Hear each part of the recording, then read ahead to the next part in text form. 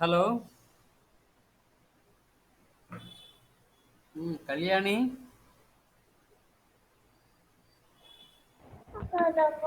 Good afternoon sir.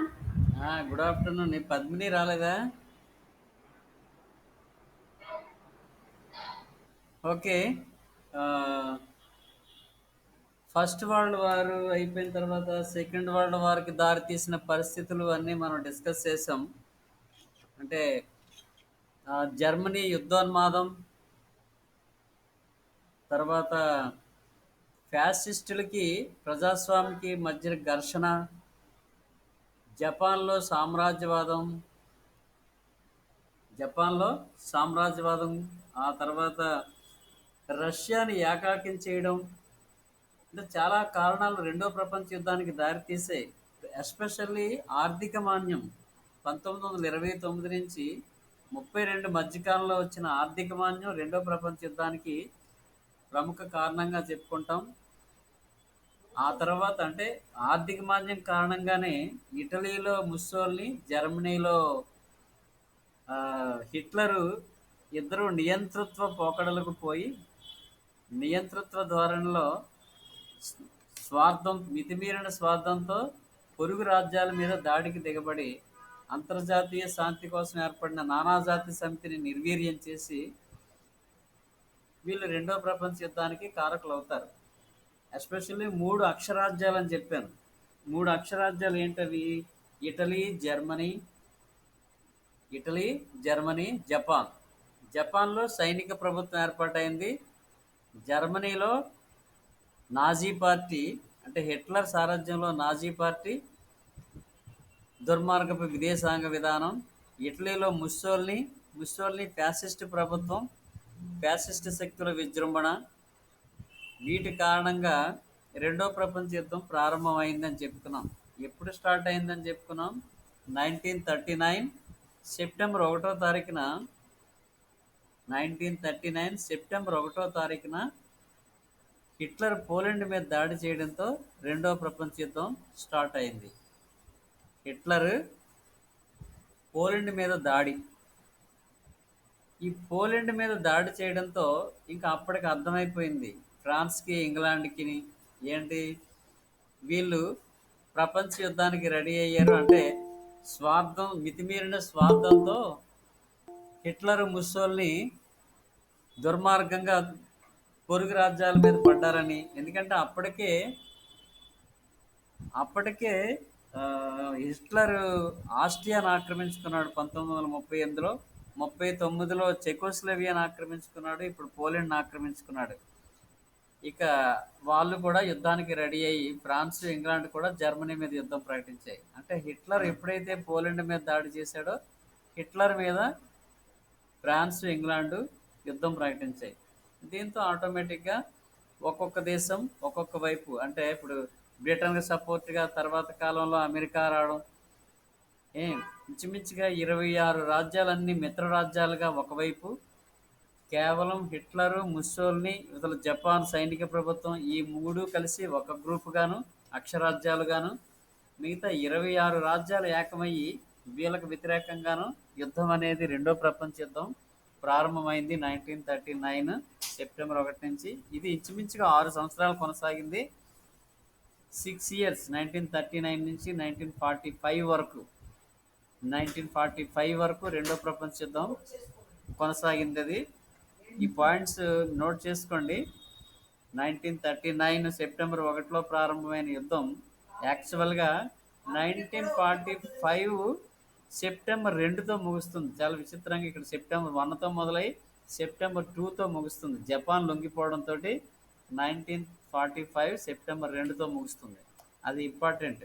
అంటే రెండో ప్రపంచ యుద్ధం ఏ రోజు ముగిసింది, ఏ సంవత్సరం, ఏ డేట్ను ముగిసిందని మనకు జనరల్ కాంపిటేటివ్ ఎగ్జామ్లో అడుగుతుంటారు. అది ఆ డేట్ నోట్ చేసుకుంటారు. అయితే ఇక్కడ యుద్ధ గమనం గురించి ఇప్పుడు మనం కొన్ని పాయింట్స్ డిస్కస్ చేస్తాం. యుద్ధ గమనం అంటే యుద్ధం ఎలా సాగింది, యుద్ధ గమనంలో ఇంపార్టెంట్ పాయింట్స్ ఏంటి, అయితే చివరికి మిత్ర రాజ్యాలు ఎలా విజయం సాధించాయి.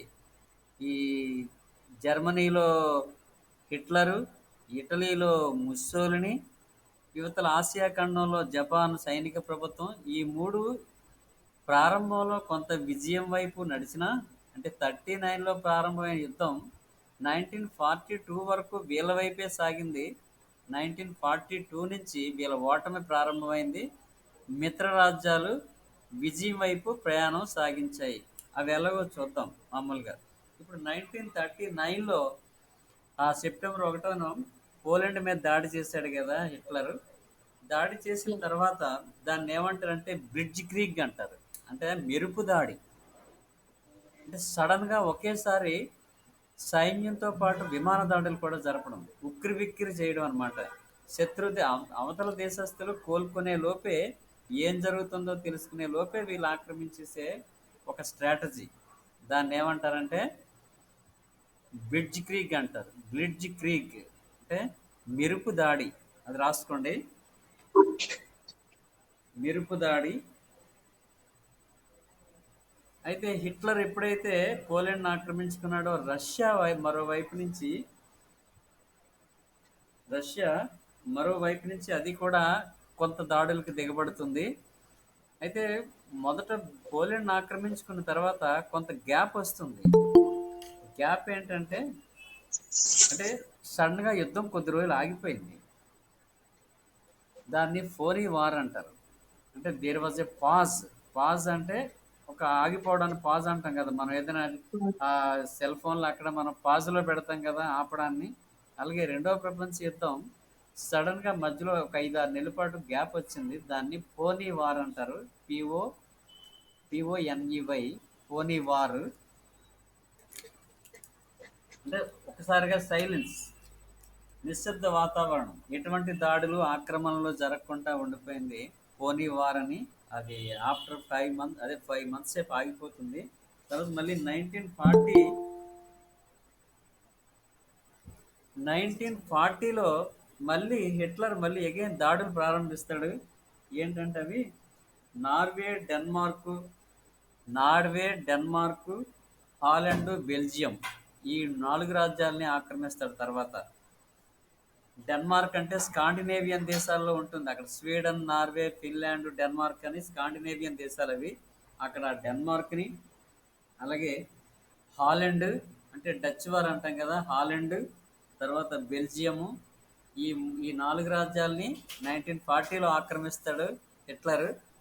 ఆ తర్వాత ఫ్రాన్స్ సరెండర్ అయిపోతుంది. ఫ్రాన్స్ని కూడా ఆక్రమించుకోవడం జరిగింది. ఫ్రాన్స్ సరెండర్డ్ వితిన్ 6 వీక్స్, 6 వారాల లోపల ఫ్రాన్స్ని కూడా ఆక్రమించాడు హిట్లర్. ఆ తర్వాత ఇంగ్లాండ్ని ఆక్రమించుకోవడానికి ఒక ప్లాన్ చేస్తాడు. ఇంగ్లాండ్ ఏదో ఏ విధంగా అయినా సరే వశపరచుకోవాలి. ఇంగ్లాండ్ని ఆక్రమిస్తే కానీ, ఇంగ్లాండ్ ఓడిస్తే కానీ వీడి తాలూకా విశాల జర్మన్ సామ్రాజ్యం సాధ్యపడదని హిట్లర్ ఈ 4 రాజ్యాలను ఆక్రమించుకొని, ఫ్రాన్స్ని కూడా ఆక్రమించుకొని ఇంగ్లాండ్ మీద ప్లాన్ చేస్తాడు. దానికి ఒక పేరు పెట్టాడు. అది మీ కాంపిటేటివ్ ఎగ్జామ్లో అది అడుగుతారు. ఇంగ్లాండ్ని ఆక్రమించుకోవడం లేదా ఇంగ్లాండ్ ఓడించడానికి అతను వేసిన ప్లాన్ పేరు ఏంటంటే ఆపరేషన్ సీ లైన్ అంటారు దాన్ని. Operation Sea Lion. Operation Sea Lion England మీద దాడి చేయడానికి అతడు అవలంబించినటువంటి స్ట్రాటజీ పేరు అనమాట అది. అయితే ఏం గమనిస్తాడంటే ఇంతలో ఆ, విమాన దాడుల ద్వారాగా ఇంగ్లాండ్ని ముందు ఉక్కిరిబిక్కిరి చేయాలని ముందు వైమానిక దాడులు జరపడానికి సన్నద్ధుడవుతాడు. ఇంగ్లీష్ ఛానల్ దాటి వెళ్ళాలనుకుంటే ఆర్మీ తోటి, తర్వాత ఇమ్యునిషన్ అంటే ఆయుధాలతోటి, ఆర్మీ తోటి కలిపి ఇంగ్లాండ్ చేరుకోవాలంటే కష్టం. అందుకని ముందు వైమానిక దాడుల ద్వారాగా బ్రిటన్ లొంగ తీసుకొని ఆ తర్వాత సైన్యంతో కలిపి ఇంగ్లాండ్ వెళ్ళి ఇంగ్లాండ్ మొత్తం ఆక్రమించుకోవాలని ఆ ప్లాన్. అందుకోసమని ఆపరేషన్ సీ లైన్ అనే పేరు పెట్టి వైమానిక దాడులు జరుపుతాడు. ఈ వైమానిక దాడుల్ని అంటే ఇంగ్లాండ్ తాలూకా వైమానిక దళాన్ని ఏమంటారంటే అది రాసుకోండి, రాయల్ ఎయిర్ ఫోర్స్ అంటారు. ఇంగ్లాండ్ వైమానిక దళాన్ని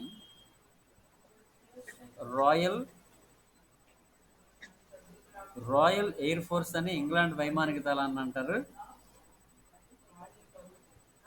జర్మనీ వైమానిక దళాన్ని ఏమంటారంటే లుఫ్ట్ వ్యాఫ్ అంటారు. లుఫ్ట్ వ్యాప్, ఎల్యుఎఫ్టి డబ్ల్యూఏఎఫ్ఎఫ్, లుఫ్ట్ వ్యాప్, జర్మనీ వైమానిక దళం పేరు అది. ఈ రెండు వైమానిక దళాల మధ్య భీకర పోరు జరుగుతుంది. జర్మనీ లండన్ మీద విపరీతమైన బాంబులు దాడి చేస్తుంది. దానికి ధీటుగా ఇంగ్లాండ్ కూడా దాడులు చేస్తూ ఉంటుంది. సో దీన్ని ఏమంటారంటే బ్యాటిల్ ఆఫ్ బ్రిటన్ అని పేరు దీనికి. 1940లో జరిగినటువంటి ఇంగ్లాండ్ మీద చేసినటువంటి దాడికి పేరేంటంటే battle of Britain.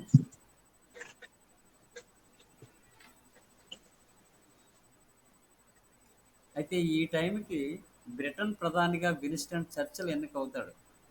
Winston Churchill Britain ప్రధాని అవుతాడు 40 నాటికి.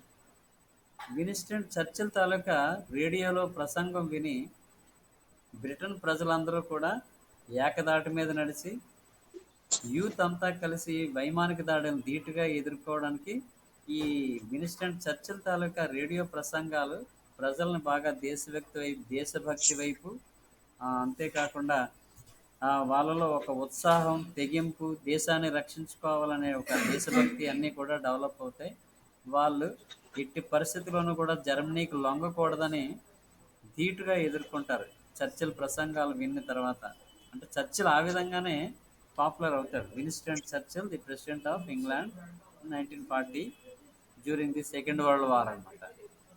ఓకే, నెక్స్ట్ హిట్లర్ చేసినటువంటి ఒక తప్పిదం. హిట్లర్ చేసిన తప్పిదం గతంలో నెపోలియన్ కూడా చేశాడు. గతంలో నెపోలియన్ 1812లో నెపోలియన్ 1812లో రష్యాను ఆక్రమించాలని 5 లక్షల సైన్యాన్ని కోల్పోయాడు. అక్కడ మంచులో కూరుకుపోయి. రష్యా అనేది విపరీతమైనటువంటి చలితో కూడుకున్నటువంటి పెద్ద సామ్రాజ్యం. ఇటలీ అంటాను, మాస్కో దాని క్యాపిటల్ చేరుకోవడమే కష్టం. చేరుకున్న తర్వాత వెనక్కి రావడానికి బోల్డ్ టైం పట్టేస్తుంది. ఈ లోపల చలికాలం ఎంటర్ అయిందంటే విపరీతమైనటువంటి మైనస్లోకి వెళ్ళిపోయే చలి ఉంటుంది. దాన్ని తట్టుకొని యుద్ధం చేయాలంటే చాలా కష్టం. అప్పట్లో నెపోలియన్ 1812లో రష్యాను ఆక్రమించాలని ప్రయత్నం చేసి 5 లక్షల మంది సైన్యాన్ని కోల్పోయి, ఆ తర్వాత ఇది బ్యాటిల్ ఆఫ్ నేషన్స్లో ఓడిపోతాడు. తర్వాత వాటర్లో యుద్ధంలో కూడా ఓడిపోతాడు. అంటే రష్యాను ఆక్రమించాలనే ఆలోచన నెపోలియన్ పతనానికి అప్పట్లో కారణమవుతుంది. ఇప్పుడు హిట్లర్ కూడా 1941 జూన్ 21వ తారీఖున వితౌట్ ఎనీ ప్రొవొకేషన్, అంటే ఎటువంటి హెచ్చరికలు లేకుండా, అసలు రష్యా మీద వీడు దాడి చేస్తాడని కల్లో కూడా ఊహించలేదు స్టాలిన్ అప్పట్లో. అంటే అప్పుడు రష్యా ప్రెసిడెంట్ ఎవరు? స్టాలిన్ కనీసం ఊహించలేదు ఇలాగా హిట్లర్ దాడి చేస్తాడని. 1941 జూన్ 21వ తారీఖున without any provocation Hitler declared war on Russia మీద యుద్ధం ప్రకటించాడు. అయితే జూన్లో ప్రారంభమైన యుద్ధం చలికాలం ఎంటర్ అవ్వక ముందే తిరిగి వచ్చేయాలని హిట్లర్ ప్లాన్. గమనించండి, జూన్లో యుద్ధం ప్రకటించాడు. చలికాలం ఎప్పుడు? నవంబర్, డిసెంబర్, జనవరి, ఫిబ్రవరిలో చలికాలం కదా. చలికాలం అయిపోయేటప్పటికి ఈ ప్లాన్ టు గెట్ బ్యాక్ అనమాట, వెనక్కి రావడానికి ఇతని ప్లాన్. అయితే ఈ ప్లాన్ ప్రకారం వెళ్ళాడు. కానీ రష్యాలో వెళ్ళడానికి, అంటే దీనికి ఒక పేరు పెట్టాడు మళ్ళీ, ఆపరేషన్ బార్బోసా అంటారు. రష్యాను ఆక్రమించడానికి హిట్లర్ పెట్టినటువంటి ఒక స్ట్రాటజీ నేమ్ ఏంటి? Operation Barbosa. ఈ పాయింట్ రాసుకోండి. ఇంగ్లాండ్ మీద దాడికి ఆపరేషన్ సీల్ అయినది. ఇది ఆపరేషన్ బార్బోసా.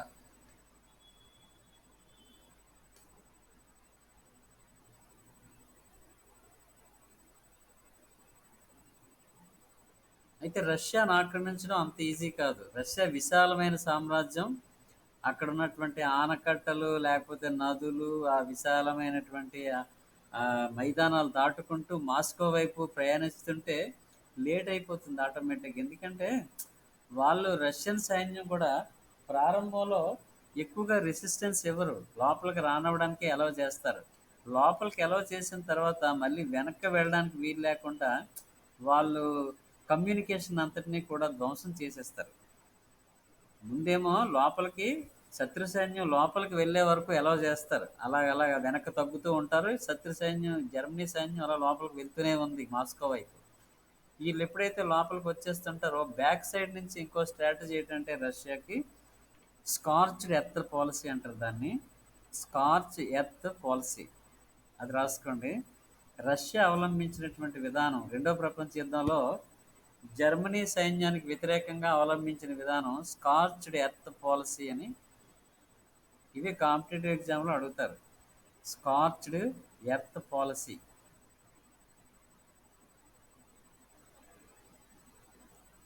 స్కార్చ్డ్ ఎర్త్ పాలసీ అని నోట్ చేసుకోండి అది.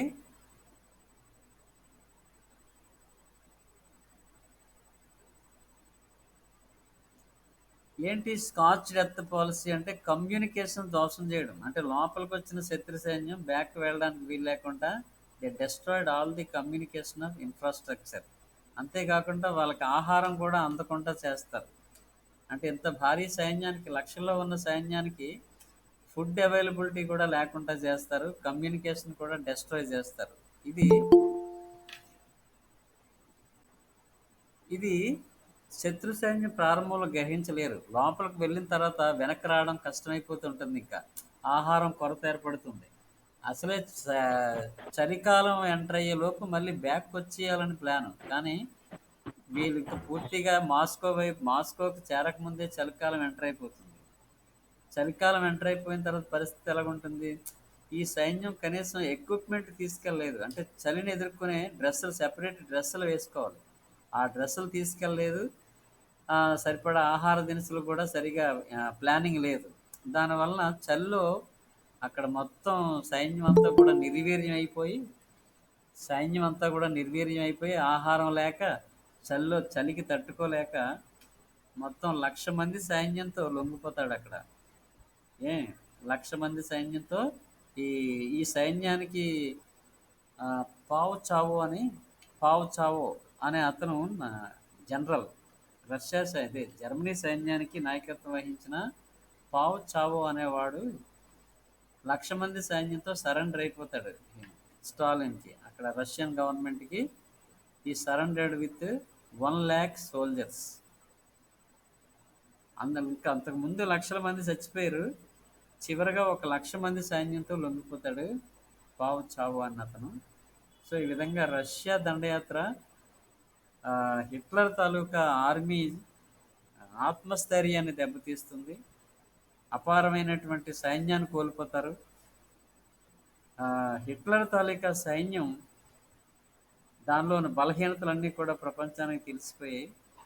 ఇది 1941లో హిట్లర్ చేసిన పొరపాటు వలన హిట్లర్ బాగా సైనిక సంపత్తిని, ఆత్మస్థైర్యాన్ని, సైన్యంలో మనోధైర్యాన్ని కూడా కోల్పోవడం జరిగింది. 1941 రష్యా దాడి. ఈ రష్యా దాడి గురించి 1941లో అది డేట్ నోట్ చేసుకుంటారు. లొంగిపోయిన వాడు పావు చావో అనే అతన్ని గుర్తుంచుకుంటారు. సో నెక్స్ట్ నార్త్ ఆఫ్రికాలో వార్. అంటే ఆఫ్రికన్ కాంటినెంట్లో నార్త్, ఈ లిబియా అది ఉంది కదా, లిబియా, ఆల్జీర్స్, ఈ ప్రాంతంలో నార్త్ ఆఫ్రికాలో ముస్సోలినీ సైన్యాలు, హిట్లర్ సైన్యాలు కలిపి మిత్రదేశ సైన్యాలను ఎదుర్కొంటారు. అక్కడ సహారా డిజర్ట్ ఉంటుంది.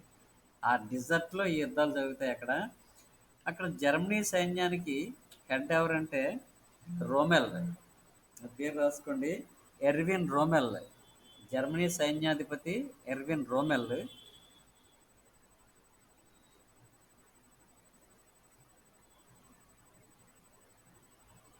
జర్మనీ సైన్యాధిపతి నార్త్ ఆఫ్రికాలో ఎర్విన్ రోమెల్.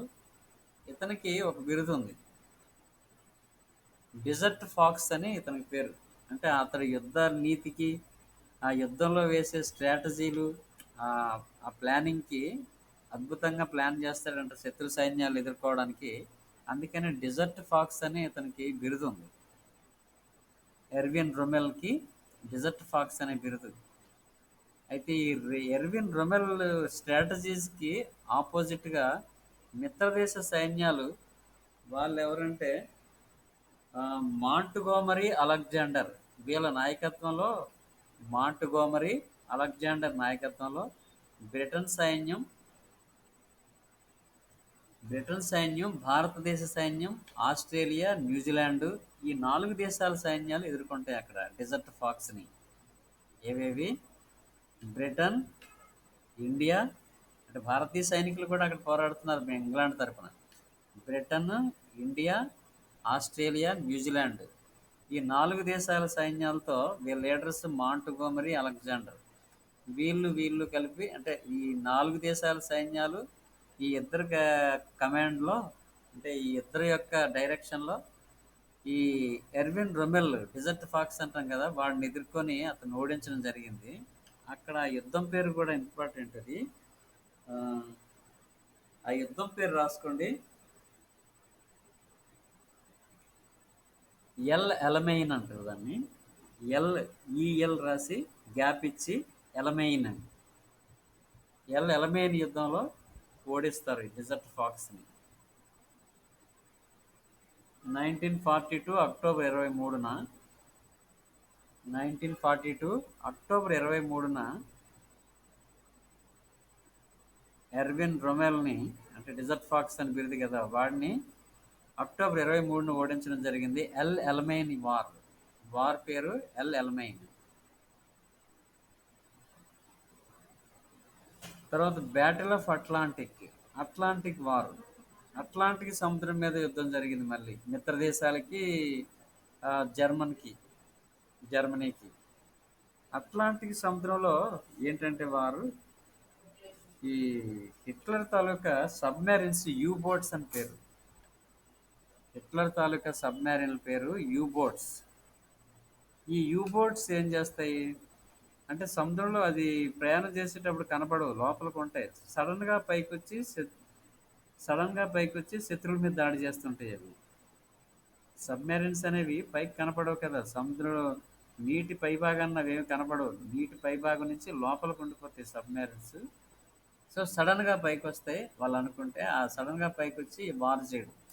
అంటే జర్మన్ యూబోట్లు మిత్ర దేశాల తాలూకా సైన్యాన్ని, నౌకల్ని ధ్వంసం చేసేయడం ప్రారంభించాయి. అప్పుడు మిత్రదేశ సైన్యాలు అంటే ఇంగ్లాండు, తర్వాత అమెరికా, ఫ్రాన్స్ ఆల్రెడీ లొంగిపోయింది. మిగతా స్వీడన్, నార్వే ఈ దేశాల తాలూకా సైన్యాలన్నీ కలిపి అక్కడ పోర్చుగల్ తాలూకా దీవులను వాడుకుంటాయి. అజోర్స్ అని, ఐలాండ్స్ ఆఫ్ అజోర్స్. అట్లాంటిక్ మహాసముద్రంలో పోర్చుగల్ తాలూకా దీవులు ఉన్నాయి. ఆ దీవులు ఏంటి? అజోర్స్ దీవులు. అక్కడ వీళ్ళు బేస్ ఏర్పాటు చేసుకున్నారు. అంటే ఏదో బేస్ లేకుండా అక్కడ సైన్యం, వాడలు, ఎయిర్ క్రాఫ్ట్స్ నిలబడడానికి అజోర్స్ దీవులను వాడుకొని జర్మనీ యూబోట్లని ధ్వంసం చేస్తారు వీళ్ళు. ఇది బ్యాటిల్ ఆఫ్ అట్లాంటిక్ సముద్రంలో జరిగిన యుద్ధం. జర్మనీ యూబోట్స్కి మిత్ర సైన్యాలకి మధ్య జరిగినటువంటి వారు. దీనికి సాయం చేసింది పోర్చుగల్ దీవుల్ని ఇచ్చింది వాడుకోవడానికి, ఇక్కడ ఎయిర్ బేస్ ఏర్పాటు చేసుకోవడానికి. ఆ ఎయిర్ బేస్ సహాయంతో వీళ్ళు అక్కడ సైన్యాన్ని, ఎయిర్ క్రాఫ్ట్స్ని పెట్టి జర్మన్ యూబోట్స్ని ధ్వంసం చేయడం జరిగింది. Battle of Atlantic. ఆ తర్వాత అసలు అమెరికా యుద్ధంలో ఎలా దిగింది అనేది, మిత్ర దేశాల తరపున ఎలా దిగిందంటే, జపాన్ తాలూకా దుందుడికి చర్య వలన, అంటే జపాన్ ఏం చేసింది, అమెరికా యొక్క హవాయి ద్వీపంలో ఉన్నటువంటి, హవాయి రాష్ట్రం ఉంది కదా, ఆ హవాయి ద్వీపంలో పెరల్ హార్బర్ అని వాళ్ళ నౌకా కేంద్రం ఉంది. ఆ పెరల్ హార్బర్ మీద 1941 డిసెంబర్ 7వ తారీఖున జపాన్ అనవసరంగా యుద్ధానికి దిగింది. అంటే పెరల్ హార్బర్ మీద దాడి చేసింది జపాన్. అది రాసుకోండి. 1941 జపాన్ పెరల్ హార్బర్పై దాడి. అది ఇంపార్టెంటే.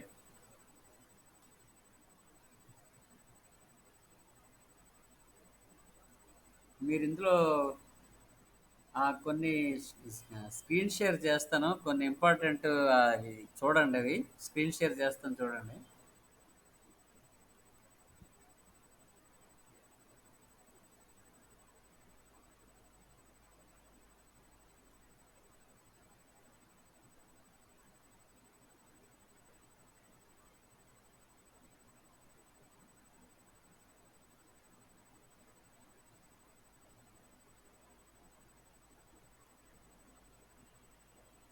చూడండి ఇవి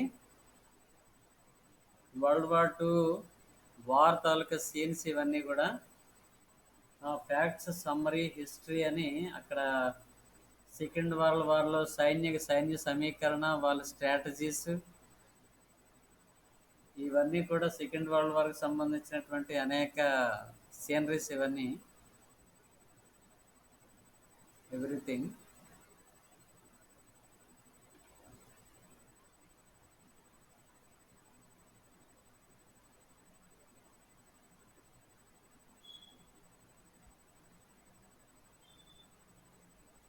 వీడు హిట్లర్ హిట్లర్ ప్రసంగం, హిట్లర్ తాలూకా వెనకాల ఉన్నటువంటి జనరల్స్, హిట్లర్ తాలూకా ఆవేశపూరితమైనటువంటి speeches,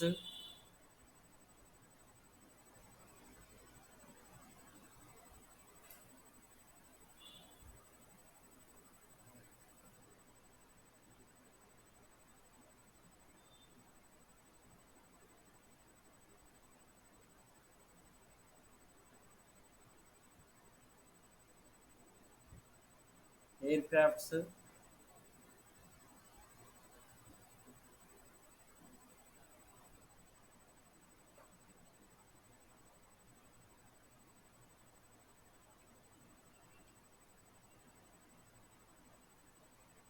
Mussolini,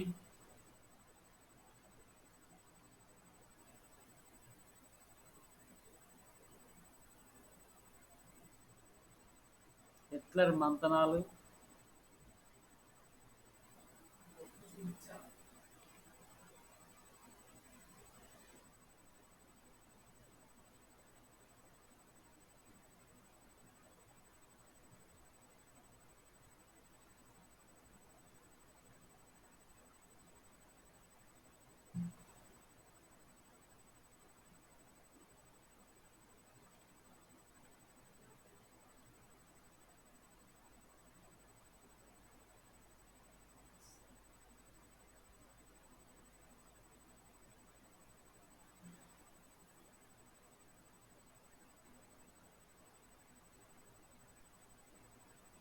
okay.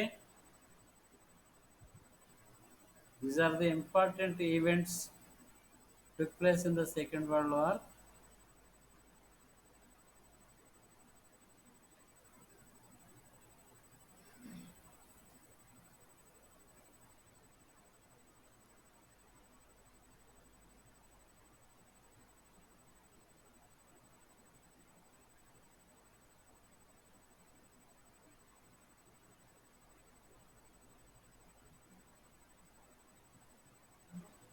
Okay.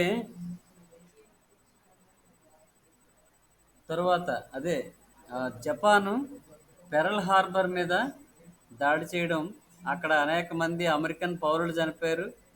America యుద్ధ విమానాలు ధ్వంసం అయిపోయాయి. దాంతో అమెరికా జపాన్ మీద యుద్ధం ప్రకటించి మిత్ర దేశాల వైపు జాయిన్ అయిపోతుంది యుద్ధంలో. అమెరికా రెండో ప్రపంచ యుద్ధంలో మిత్ర దేశాల వైపు చేరడం అనేది వాళ్ళకి ఒక బలమైనటువంటి ఆ, ఒక శక్తి వచ్చినట్టే. అంటే ఆ, వాళ్ళ బలం పెరిగింది. ఎందుకంటే అమెరికాలో ఉన్నటువంటి వ్యాస్ట్ రిసోర్సెస్, ఆయుధ సంపత్తి ఇదంతా కూడా గతం అంటే ఇది యుద్ధంలో చేరకముందే బ్రిటన్కి సాయం చేస్తుండేది. సీక్రెట్గా ఆయుధాలను సప్లై చేస్తుండేది అమెరికా. అయితే ఇప్పుడు ప్రత్యక్షంగా యుద్ధంలో దిగింది. దీనికి కారణం, యుద్ధంలో దిగడానికి కారణం జపాన్ పెరల్ హార్బర్ మీద December 7, 1941లో యుద్ధం ప్రకటించడంతో అమెరికా కూడా ఇందులో చేరిపోయింది మిత్రరాజ్యాల వైపు. ఈ 1942లో మిత్రరాజ్యాలు 26 దేశాలు కలిపి ఐక్య కూటమిగా ఏర్పడ్డాయి. 1942లో 26 దేశాలు ఐక్య రాజ్యాలుగా ఏర్పడి ఈ అక్షరాజ్యాలని తుదిముట్టించాలని ఒక తీర్మానం చేసి అందరూ అంగీకరించారు. అక్షరాజ్యాలంటే జర్మనీలో హిట్లర్, ఇటలీలో ముస్సోలిని, జపాన్. ఈ మూడు దేశాలని ఈ మూడు దేశాల్లో కూడా ఫ్యాసిజమే నడుస్తుంది. ఈ ఫ్యాసిస్ట్ కంట్రీస్ని పూర్తిగా ధ్వంసం చేయాలి, వీటిని ఓడించి ప్రజాస్వామ్యాన్ని కాపాడాలని చెప్పి వీళ్ళందరూ ఐక్యరాజ్య కూటమిలో వీళ్ళందరూ తీర్మానం చేస్తారు 1942, 1941. 1942లో 26 కంట్రీస్. దీనికి అప్పుడు అధ్యక్షత రూజ్వెల్ట్. ఈ రెండో ప్రపంచ యుద్ధ కాలంలో ప్రధానంగా 3 దేశాల తాలూకా అధినేతలు కీలక పాత్ర వహిస్తారు. ఎవరు? ఇంగ్లాండ్లో విన్స్టన్ చర్చిల్, అమెరికాలో అమెరికా ప్రెసిడెంట్ అప్పుడు ఫ్రాంక్లిన్ డి రూజ్వెల్ట్. సింపుల్గా ఎఫ్డి రూజ్వెల్ట్ అంటాం, లేదా Franklin D Roosevelt. Franklin D Roosevelt. రష్యాలో స్టాలిన్. రష్యా కూడా మిత్ర దేశాల వైపే పోరాడుతుంది. ఇంకా Russia, America, Britain, France, Sweden, Norway ఇటువంటి దేశాలన్నీ 26 కంట్రీస్. ఈ 26 కంట్రీస్లో ప్రధానమైనవి బ్రిటన్, ఫ్రాన్సు, అమెరికా, ఇంగ్లాండ్. ఈ దేశాలు చాలా ప్రధానం. ఈ దేశాలు నాయకత్వంలో ఈ హిట్లర్ని, ముస్సోల్ని వీళ్ళని ఓడించడం అది జరుగుతుంది చివరికి. తరువాత ఫ్రాన్స్లో 1944 జూన్ 6న డి డే అంటారు. డి డే అంటే ఫ్రాన్స్ని విడిపించాలి. ఫ్రాన్స్ ప్రారంభంలోనే హిట్లర్ దాడికి లొంగిపోయి, ఫ్రాన్స్ గవర్నమెంట్ ఎప్పుడో లొంగిపోయింది. ఫ్రాన్స్ని ఆక్రమించాడు హిట్లర్. మరి ఫ్రాన్స్ని విడిపించాలి. ఫ్రాన్స్ని విడిపించాలి అనుకుంటే నార్మండీ అనేది ఫ్రాన్స్ దేశంలోని తూర్పు కోస్తా, నార్త్ కోస్టల్ ప్రాంతం. దాని పేరు నార్మండీ. ఈ నార్మండీలో మిత్ర దేశాల సైన్యాలు అక్కడ దిగుతాయి. ఇది అమెరికా సైన్యం, బ్రిటన్ సైన్యం, రష్యా సైన్యం, కెనడా సైన్యం. ఈ సైన్యాలు నార్మండీలో దిగి, నార్మండీలో వాళ్ళు అక్కడ దిగడం, దాని పేరు డీడే అని పేరు పెట్టి ఫ్రాన్స్ని జర్మనీ సైన్యం నుంచి విడిపించేస్తారు. వాళ్ళు వచ్చి వీళ్ళతో యుద్ధం చేసి, అంటే జర్మనీ సైన్యాన్ని ఓడిస్తారు వీళ్ళు. ఈ నార్మండీ కోస్ట్లో దిగి ఫ్రాన్స్ ఎప్పుడైతే విడుదలైందో జర్మనీ తాలూకు బలం క్రమేపీ తగ్గిపోతూ ఉంటుంది. ఇది 1944 జూన్ 6న డే అని అంటారు. నార్మండీ అనేది కోస్ట్ పేరు. నార్మండీ వార్ అది 1944. అది అంటే ఫ్రాన్స్ విడుదల. ఇక అక్కడి నుంచి జర్మనీ సైన్యం ఓటమి ప్రారంభమవుతుంది, ఇటలీ ఓటమి ప్రారంభమవుతుంది. ఇక 1943లోనే ముస్సోల్ని, అంటే ఇటలీ ఓటమి దిశగా పయనిస్తున్న టైంలో అక్కడ 3వ విక్టర్ ఇమ్మాన్యుయల్ ఇటలీ రాజు ముస్సోల్నీని బర్తరఫ్ చేసి బంధిస్తారు. బంధించినప్పుడు హిట్లర్ జర్మనీ సైన్యాన్ని పంపి ముస్సోల్నీని విడిపిస్తారు. కానీ విడిపించిన తర్వాత ఈ ఇటలీ సైన్యాలే, అంటే తన సొంత సైన్యాలే ముస్సోల్నీని కాల్చి చంపేస్తారు. ఆ తర్వాత 1945 కల్లా రష్యా సైన్యాలు 1945 కల్లా రష్యా సైన్యాలు బెర్లిన్లో, జర్మనీ రాజధాని బెర్లిన్లో అడుగు పెట్టేస్తాయి. రష్యన్ సైన్యానికి పేరేంటి? Red army. ఈ రెడ్ ఆర్మీ ఎవరు రూపొందించారు? లెనిన్ కాలంలో ఏర్పాటైంది రెడ్ ఆర్మీ. ఇప్పటికీ రెడ్ ఆర్మీ అని పిలుస్తారు. ఆ రెడ్ ఆర్మీ బెర్లిన్లో దిగిపోయి జర్మనీని పూర్తిగా ఆక్రమించడం స్టార్ట్ అయింది. ఇక అక్కడ పూర్తిగా జర్మనీ ఓటమి పాలైపోతుంది. హిట్లర్ అండర్ గ్రౌండ్లో ఉండి 1945 ఏప్రిల్ 29న సూసైడ్ చేసుకోవడం జరిగింది. హిట్లర్ 1945 ఏప్రిల్ 29న సూసైడ్ చేసుకున్నాడు. జర్మనీ పూర్తిగా వీళ్ళ అండర్లోకి వచ్చేస్తుంది. ఇక మిగిలింది జపాన్. జపాన్ ఎక్కడుంది? ఆసియా ఖండంలో ఉంది జపాన్. మరి జపాన్ ఇక్కడ చాలా ప్రాంతాలను ఆక్రమించింది. ప్రారంభంలో మలేషియాను ఆక్రమించింది, సింగపూర్ను ఆక్రమించేసుకుంది, హాంకాంగ్ను ఆక్రమించింది, ఇండోనేషియాను ఆక్రమించింది, ఇండో చైనాను కూడా ఆక్రమించింది. అది విశాల తూర్పు ఆసియా ప్రాంతాన్ని అంతటిని తనే ఆక్రమించుకోవాలని తన ప్లాను. అందులో భాగంగా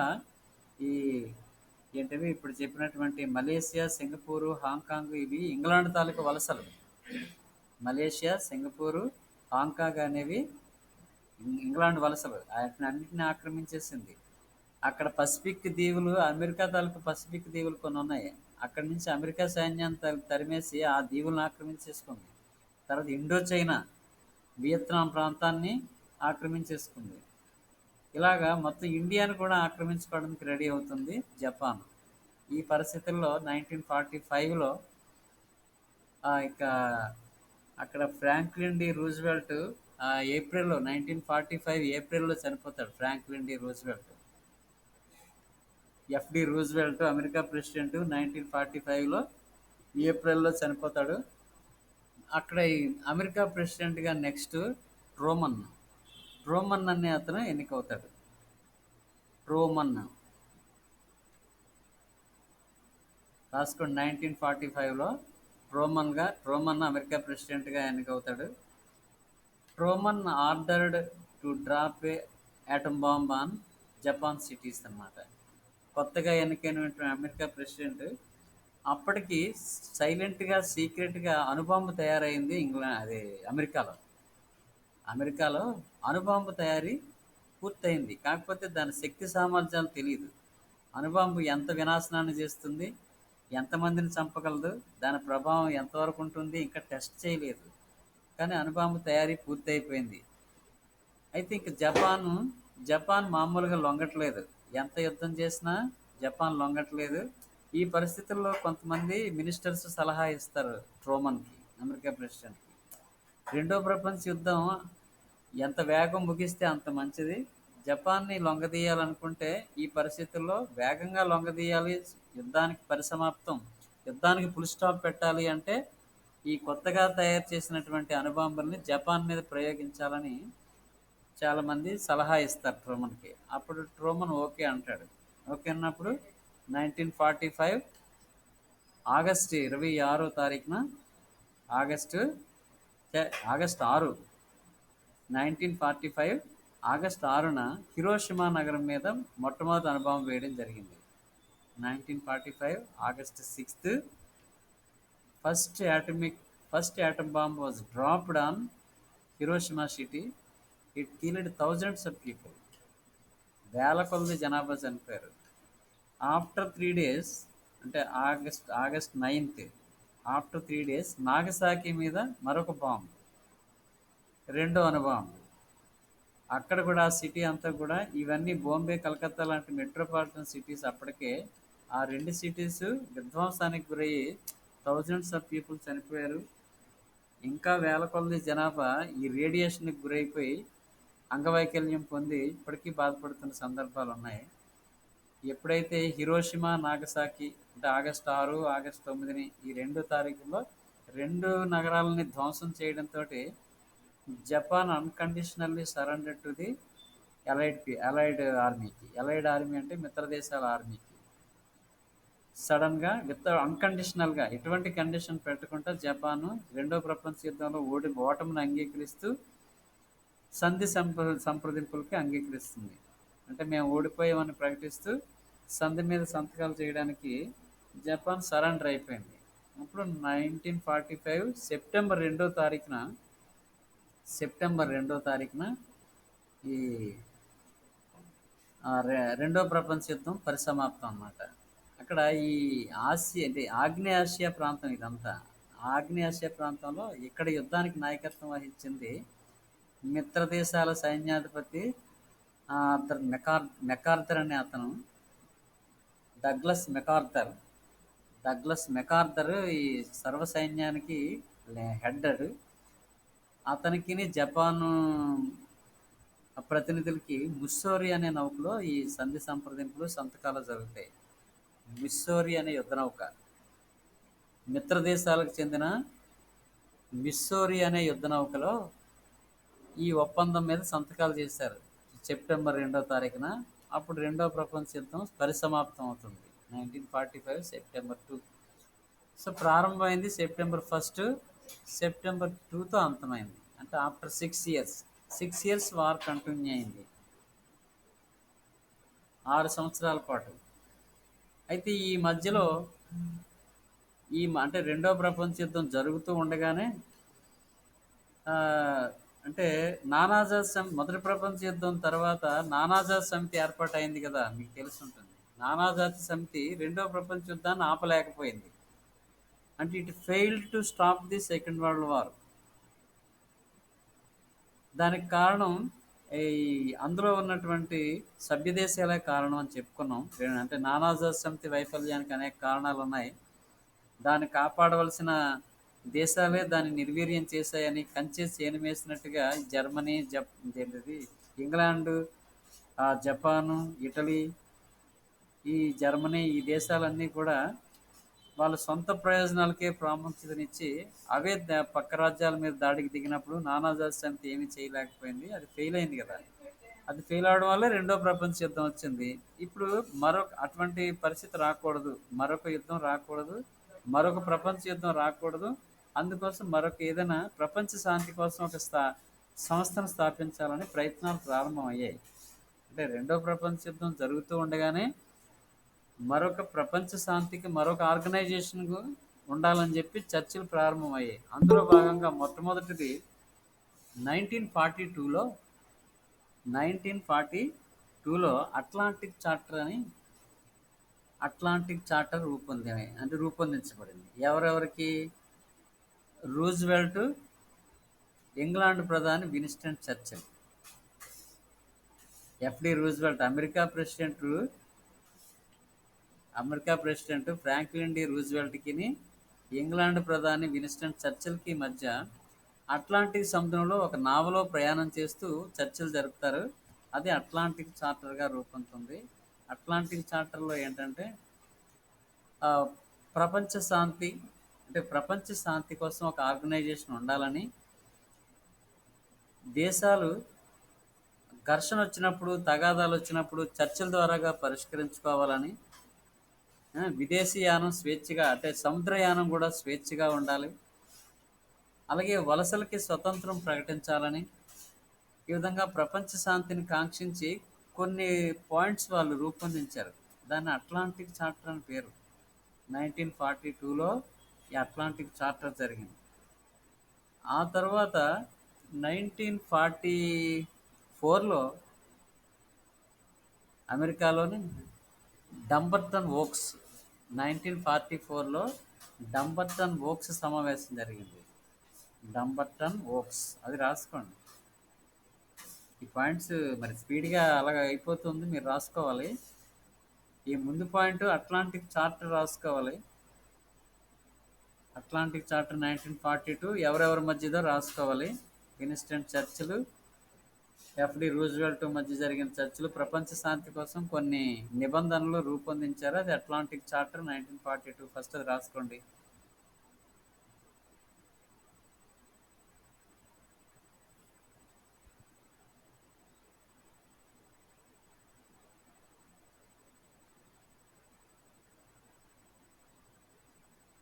తర్వాత 1944 డంబర్టన్ ఓక్స్ సమావేశం.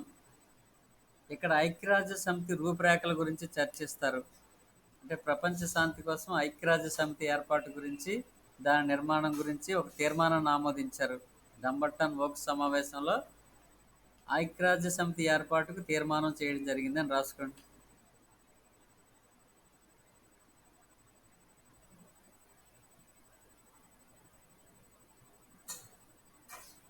డంబర్టన్ Oaks is the name of city in USA. ఇక్కడ హాజరైంది ఎవరెవరు రాసుకోండి. డంబర్టన్ ఓక్స్ సమావేశానికి హాజరైంది ఎవరు? విన్స్టన్ చర్చిల్, అంటే బ్రిటన్ ప్రధాని Winston Churchill, American president Roosevelt,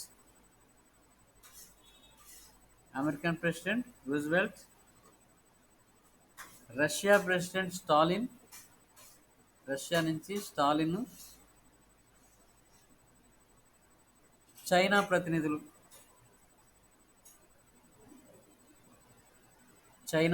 ప్రతినిధులు, ఈ డంబర్టన్ ఓక్స్ సమావేశంలో సమావేశమైన వ్యక్తులు ప్రధానంగా వీళ్ళు ముగ్గురు plus China.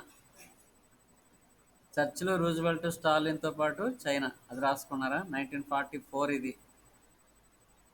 To establish an organization, United Nations organization, a resolution was passed to establishment of UNO. అయితే యుఎన్ఓ, ఐక్యరాజ్య సమితి, ఈ పేరు ఉండాలని సూచించింది ఎఫ్డి రూజ్వెల్ట్. ఐక్యరాజ్య సమితి పేరుని సూచించిన వాడు, అంటే ఈ పేరు ఉండాలని చెప్పింది FD Roosevelt. America president Roosevelt UNO పేరుని సజెస్ట్ చేస్తాడు.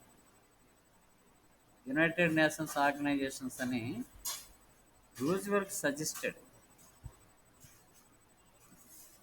Roosevelt suggested the name of UNO.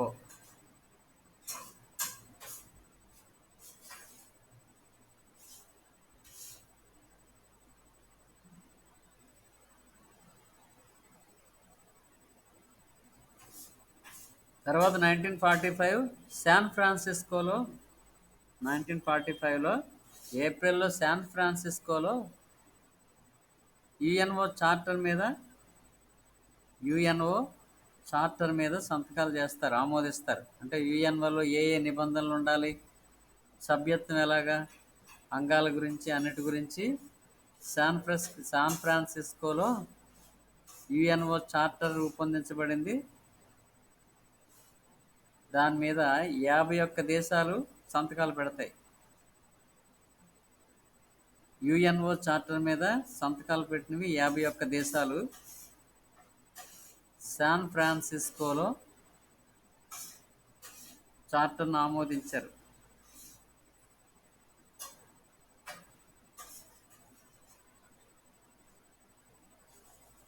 San Francisco రాసుకున్నారు కదా. UNO charter was approved accepted by the 51 countries. ఇందులో భారతదేశం కూడా ఉంది. అంటే ఐక్యరాజ్య సమితి స్థాపక దేశాల్లో ఇండియా కూడా ఉందన్నమాట. అంటే India was the one of the 51 signatories. అంటే సిగ్నేచర్ చేసిన వాటిలో ఇది కూడా ఉంది. సో ఐక్యరాజ్య సమితి came into force October 24, 1945. 1945 October 24వ తారీఖున ఐక్యరాజ్య సమితి అమల్లోకి వచ్చింది.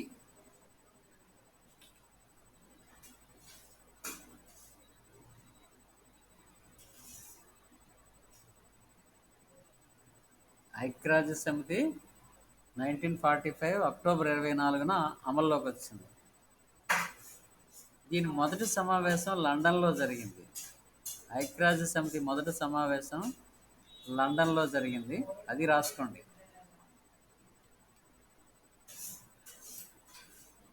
అంటే అప్పటికి న్యూయార్క్ ఇంకా హెడ్ క్వార్టర్ కాలేదు. ఫస్ట్ సమావేశం ఎక్కడ జరపాలి అంటే లండన్లో జరపాలని తీర్మానం చేశారు. అందరూ లండన్లో సమావేశం అయ్యారు. First conference of UNO. తర్వాత న్యూయార్క్ హెడ్ క్వార్టర్ అయింది. యుఎన్ఓకి హెడ్ క్వార్టర్గా న్యూయార్క్ని ఎన్నిక చేశారు.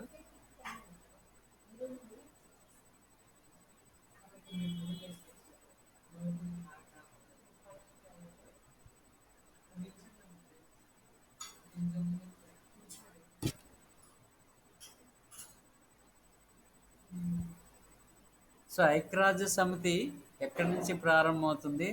అట్లాంటిక్ చార్టర్ దగ్గర నుంచి ప్రారంభమవుతుంది. ప్రపంచ శాంతి కోసం ఒక ఆర్గనైజేషన్ ఉండాలని రూజ్వెల్ట్, చర్చిల్ అట్లాంటిక్ చార్టర్ మీద సంతకాలు చేసిన తర్వాత మళ్ళీ డంబర్టన్ ఓక్స్ సమావేశం 44 శాన్ ఫ్రాన్సిస్కోలో ఆమోదం.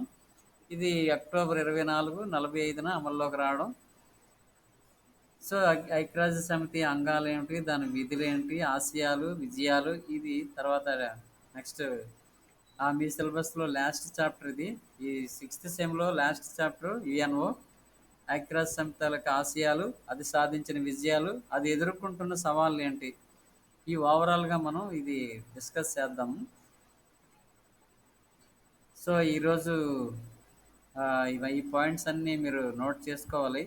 ప్రారంభం నుంచి ఫస్ట్ వరల్డ్ వార్ స్టార్ట్ అయిన దగ్గర నుంచి 1939 సెప్టెంబర్ 1న పోలాండ్ మీద దాడి తర్వాత 5 months గ్యాప్ రావడం, ఫోనీ వార్ అంటారు దాన్ని. తర్వాత మళ్ళీ ఒక 4 దేశాలను ఆక్రమించుకుంటాడు. హాలండ్, డెన్మార్క్ దేశాలు చెప్పాను కదా. తర్వాత ఫ్రాన్స్ సరెండర్ అయిపోతుందని. ఇంకా ఆ తర్వాత ఒకటి జర్మనీ సైన్యాలు రష్యా మీద దాడి చేయడం, ఒకరు లొంగిపోవడం, నష్టపోవడం. అలాగే డెజర్ట్ ఫాక్స్ని ఓడించడం. ఇది ఆఫ్రికాలో సహారా ఎడారిలో ఒక యుద్ధం జరుగుతుందని చెప్పాను కదా, ఆ ఇన్సిడెంట్. వరుసగా అన్ని పెరల్ హార్బర్ మీద జపాన్ దాడి చేయడం వెరీ ఇంపార్టెంట్. అంటే అమెరికా ఎందుకు యుద్ధంలో దిగింది అంటే జపాన్ అమెరికాకు చెందినటువంటి పెరల్ హార్బర్ నౌకాశ్రయం మీద దాడి చేయడం, అమెరికా తీవ్రంగా నష్టపోవడం, దానికి ప్రతీకారంగా మిత్ర దేశాల వైపు అమెరికా యుద్ధంలో దిగడం. తర్వాత హిరోషిమా నాగసాకి మీద ఆగస్టు 6 ఆగస్టు 9 1945లో అణుబాంబులు కొత్తగా తయారు చేసినటువంటి అణుబాంబులు ప్రయోగించడం, జపాన్ లొంగిపోవడం, అంతకుముందే హిట్లర్ ముస్సోల్ని లొంగిపోవడం. సో ఇవన్నీ కూడా ఈవెంట్స్, వారు యుద్ధాల పేర్లు, ఏ ఏ ప్రాంతంలో ఎవరెవరు ఓడిపోయారు, ఎవరు గెలిచారు,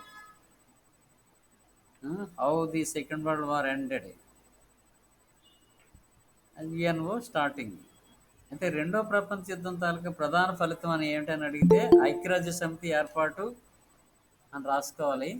రెండో ప్రపంచ యుద్ధం తాలూకా ప్రధాన ఫలితం ఐక్యరాజ్య సమితి ఏర్పాటు.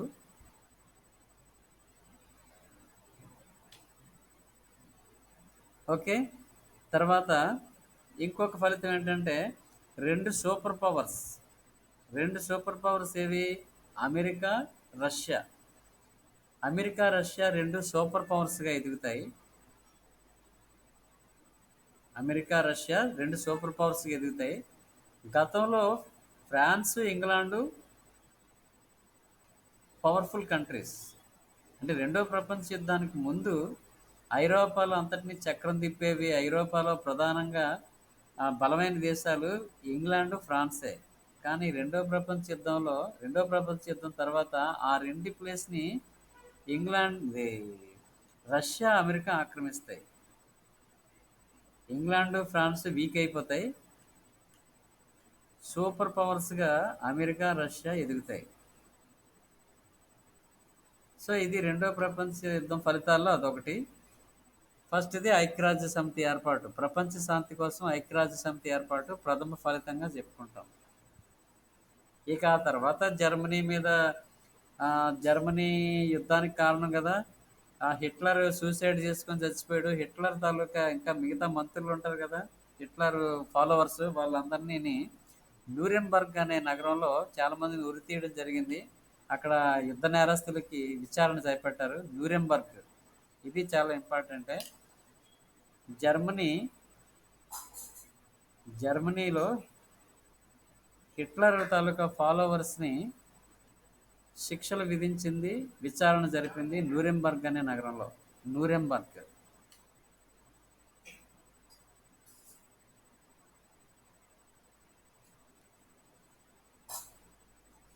న్యూరెంబర్గ్ సిటీలో యుద్ధ ఖైదీలని, యుద్ధ నేరస్తులకి విచారణ జరిపి శిక్షలు విధించడం జరిగింది. అక్కడ జర్మనీ తాలూకా వలసలన్నీ కూడా వదులుకోవాల్సి వచ్చింది. జపాన్ కూడా ఆక్రమించుకున్న భూభాగాలన్నీ వదులుకోవాల్సి వచ్చింది. జపాన్ తీవ్రంగా నష్టపోయింది అణుబాంబుల వలన. సో ఇవన్నీ మీకు రెండో ప్రపంచ యుద్ధం కారణాలు, ఫలితాలు అంటే వ్రాయాల్సి ఉంటుంది. ముందు మనం మొన్న చెప్పుకున్నటువంటి అన్నీ కూడా కారణాలు. ఈరోజు యుద్ధ గమనం, యుద్ధం తర్వాత ఫలితాలు, ఈ 3-4 పాయింట్లు రాస్తే సరిపోతుంది. సో ఇది రెండో ప్రపంచ యుద్ధం. రేపు ఐక్యరాజ్య సమితి గురించి చర్చిద్దాం. Okay, thank you sir. Thank you sir.